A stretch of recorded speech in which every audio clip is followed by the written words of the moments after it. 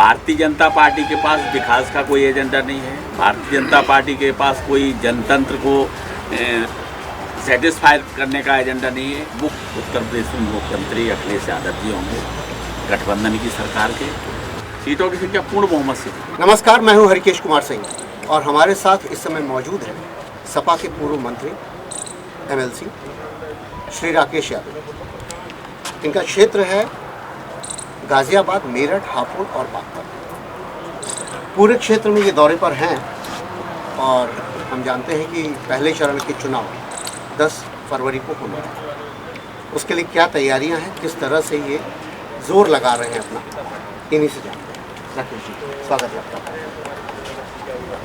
पूरे उत्तर प्रदेश में इस समय जो वर्तमान सरकार है उसके प्रति इतना जन आक्रोश है कि पहले चरण में जब 10 फरवरी को मतदान होगा तो एक तरफा मतदान होगा गठबंधन के पक्ष में, और जो गठबंधन के प्रत्याशी हैं वो भारी बहुमत से जीतेंगे। और वो इसलिए जीतेंगे कि जो वर्तमान सरकार है वो हर वर्ग पे उत्पीड़न कर रही है, और आपने उसका जीता जाता उदाहरण देखा होगा। 1 साल से किसानों के ऊपर लगातार उत्पीड़न कर रही है। किसानों वाला मसला तो समझ में आता है, लेकिन जो काशी विश्वनाथ कॉरिडोर, अयोध्या राम मंदिर, इन सबको लेकर के लोग चल रहे हैं। देखिए, भारतीय जनता पार्टी चाहे प्रदेश की सरकार हो या देश की सरकार, लोगों की भावनाओं को भड़काकर अपना उल्लू सीधा करके ये सरकारें बनी हैं, और इस बार भी वो प्रयास कर रहे हैं। और अब की बार प्रदेश की जनता उन्हें मुंहतोड़ जवाब देगी। उनके इस तरीके के मंसूबे कभी कामयाब नहीं होंगे। एक सवाल बड़ा है कि संकल्प पत्र में अखिलेश जी ने जो चीज़ें रखी, उसमें गन्ना किसानों के मूल्य का भुगतान 15 दिन के भीतर उन्होंने लिखा है कि 15 दिन के भीतर कार्य कर दें। उसके बाद युवाओं के लिए रोजगार की व्यवस्था की बात है। उसके बाद बिजली 300 यूनिट की बात है।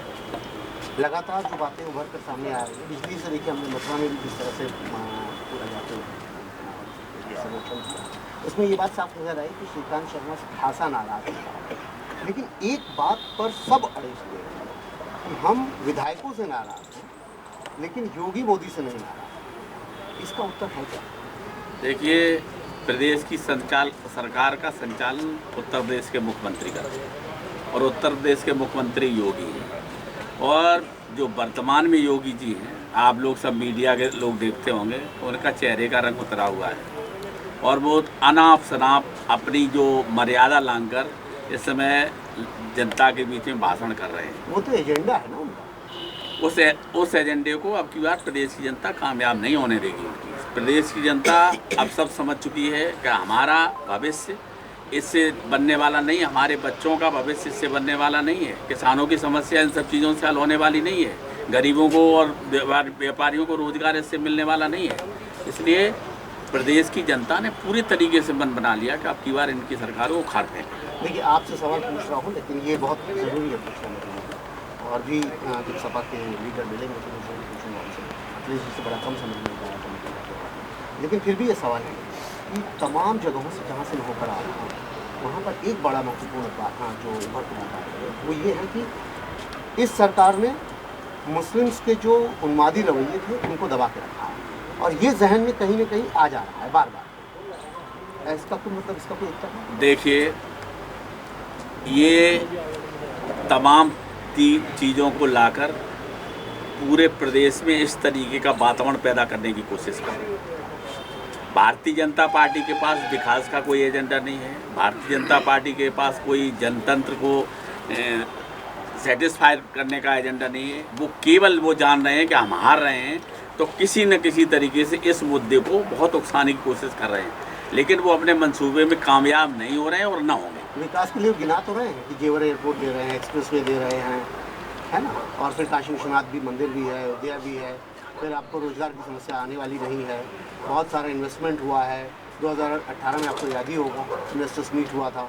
ये सारी चीज़ें कैसे, मतलब किस तरह से आप लोग इसको समझ रहे हैं कि नहीं, जो जनता निकलेगी, जो नाराज़गी आप लोग को थोड़ी बहुत दिख भी रही होगी, तो आपकी तरफ जाएगी? समाजवादी पार्टी और गठबंधन मंदिर के विरोध में नहीं है। और आराध्य राम अगर उनके हैं तो उनके कोई पेटेंट की योग नहीं। इस देश के हर नागरिक का, इस दुनिया के हर नागरिक के राम आराध्य हैं और सब उनके पुजारी हैं और सब उनको अपना आदर्श मानते हैं। केवल किसी की व्यक्तिगत संपत्ति भगवान राम नहीं हो सकते हैं जिस तरीके से वो एजेंडा चाहते हैं। दूसरी बात कि समाजवादी पार्टी और गठबंधन के नेता जो कहते हैं वही करते हैं, इसलिए अब इनका ये भी मुद्दा जो है फेल होने वाला है। और जब जैसे ही पहला राउंड शुरू होगा तो आप देखते रहना कि एक आंधी सी बनती चली जाएगी और लास्ट राउंड तक इस तरीके का होगा कि भारतीय जनता पार्टी को सीट ढूंढने से भी नहीं मिलेगी। जिस आरोप पर रालोद और सपा को घेरा जा रहा है वो आरोप है कि अगर ये दोनों लोग आए तो दंगा, मुजफ्फरनगर, कैराना, कोसी कला, पूरी लाइन गिना दे पेरिस, इसका कुछ है? एवरीबडी नोज कि उनके पास और कुछ है ही नहीं इन सब चीज़ों के अलावा, इसलिए इन सब चीज़ों को तो सब जानते पहले कि यही बोलेंगे और इसके अलावा इनके पास कुछ बोलने को है नहीं। अगर ये इन्हें मंदिर बनाना है, इन्हें अगर लोगों का विकास करना तो मंदिर बनाएं, रोजगार के मंदिर बनाएं, व्यापारियों को तो उत्थान करने के लिए। संसद भवन में मोदी जी खुद बोले हैं ये लाइन कि मध्यम वर्गीय लोगों को अब रोजगार की भीख मांगने की जरूरत नहीं है। मोदी जी तो पिछले 12 साल से बोल रहे हैं।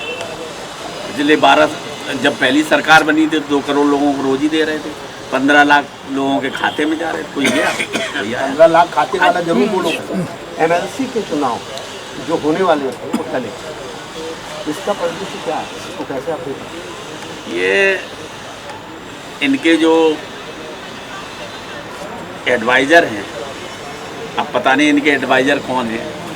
जब कोई चीज़ विनाश की तरफ जाती है तो विनाश काले विपरीत बुद्धि हो जाती है, तो इनके एडवाइज़र भी ऐसी सलाह दे रहे हैं कि इनकी विनाश काले विपरीत बुद्धि है। और वो जिस समय चुनाव करा रहे थे उस समय चुनाव में उन्हें कुछ मिलने की आशा थी, लेकिन अब उनके एडवाइज़रों ने ऐसी बुद्धि दी कि सर्वनाश हो। 4 जिले आपके क्षेत्र में आते हैं,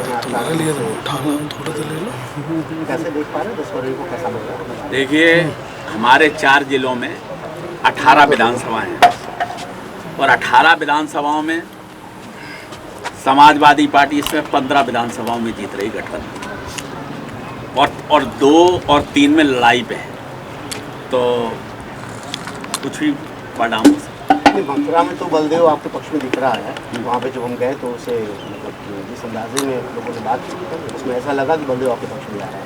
मथुरा में जो शहर है वहाँ पर प्रदीप माथुर ज़्यादा आगे दिख रहा है और ये चीज़ें वहाँ पर दिख रही हैं, ऐसी एकदम ग्राउंड रियलिटी बता रहा है जो जोड़ करके दिख रहा है। उसमें एक बहुत महत्वपूर्ण बात आई कि माइक पर जो लोग बोल रहे हैं कि हम जाएंगे योगी मोदी के साथ, अपार्ट फ्रॉम माइक, जैसे ही बंद हो रहा है कैमरा उसके बाद बातें कुछ और हो रहा है, ये भी आपके सामने आई नहीं क्या बात है? देखिए, मेरा इशारा समझ रहे हो? मथुरा कृष्ण की नगरी है और कृष्ण किन पे प्रसन्न है? राम तो हैं ही, कृष्ण भी प्रसन्न है, इसलिए मथुरा में भी इसे कुछ मिलने वाला नहीं है।